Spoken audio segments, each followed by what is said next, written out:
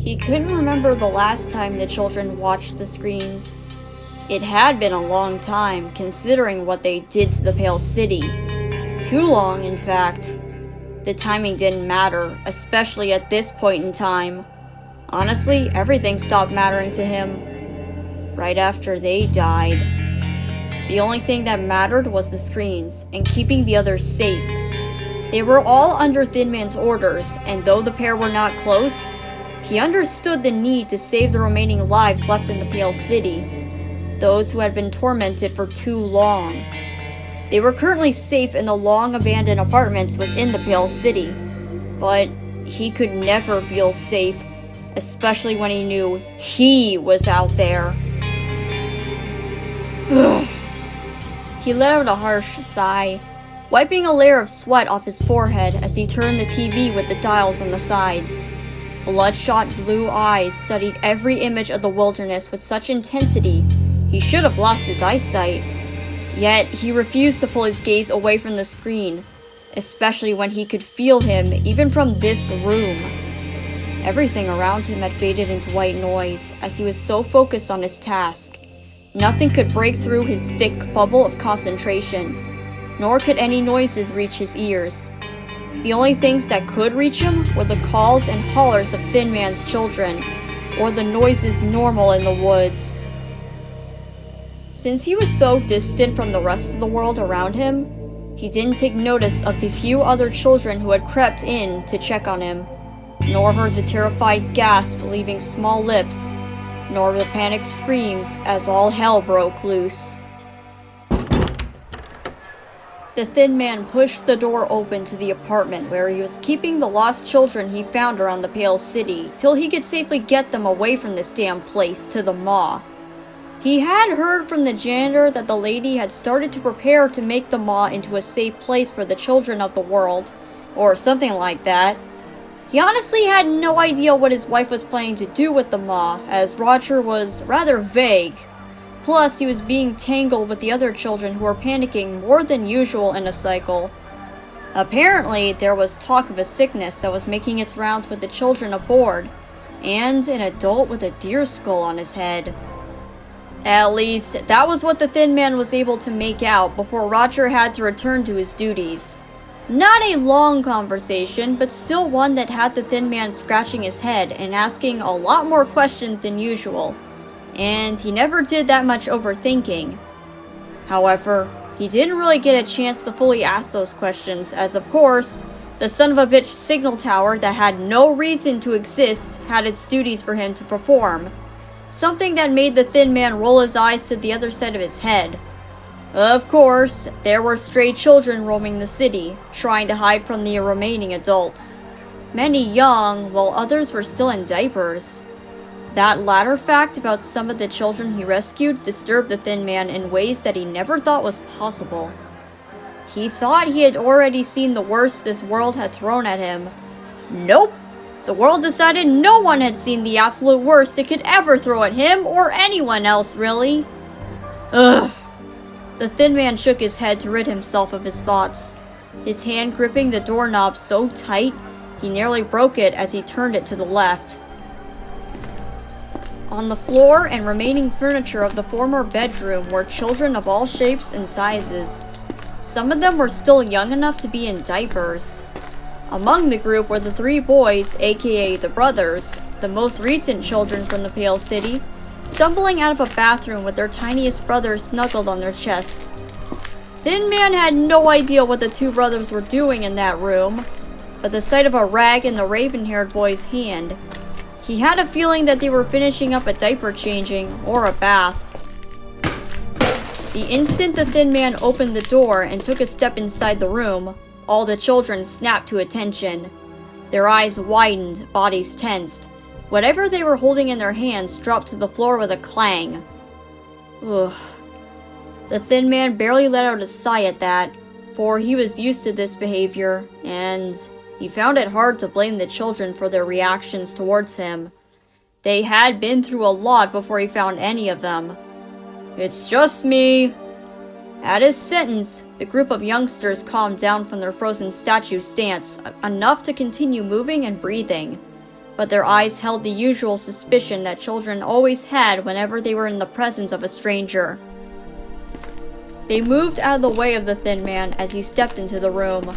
Their eyes widened as they spotted the plate stacked with meats and fruits from the Pale City.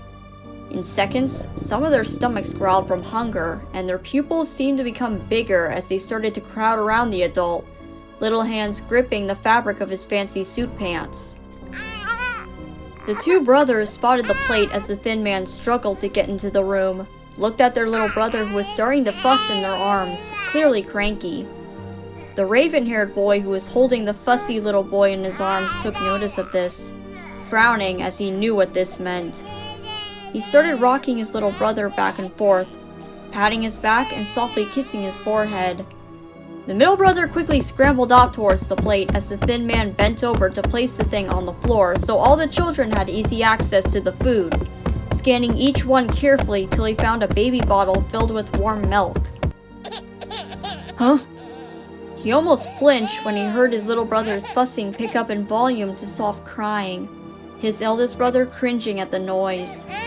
He frantically searched around the crowd of children who were staring at the thin man like expecting puppies hungry for their dinner, looking relieved to see his middle brother reaching for the baby bottle prepared for their little brother, though the relief did falter when he noticed the nervous look on his face. Huh? The raven-haired boy's attention was stolen by his little brother tugging on his sleeve, letting out little cranky whimpers, tears running down his face, thumb in his mouth. It's okay, little Nettie. Stubbs getting you your bottle. He'll be back in a minute. Nettie let out a cranky noise as he sucked on his thumb, head resting on his oldest brother's shoulder. The second the thin man set the plate on the ground, the children went wild.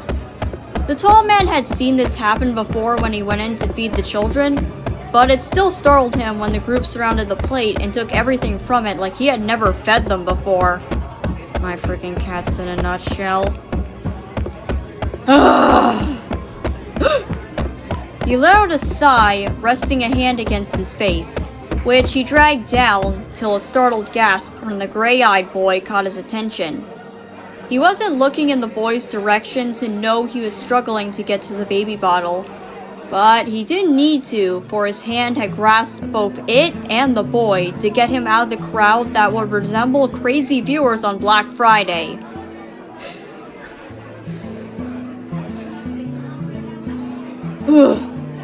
The boy took in a few deep breaths into his lungs, then a look around before relaxing his frame, his gray eyes looking relieved that he wasn't getting run over by crazy children.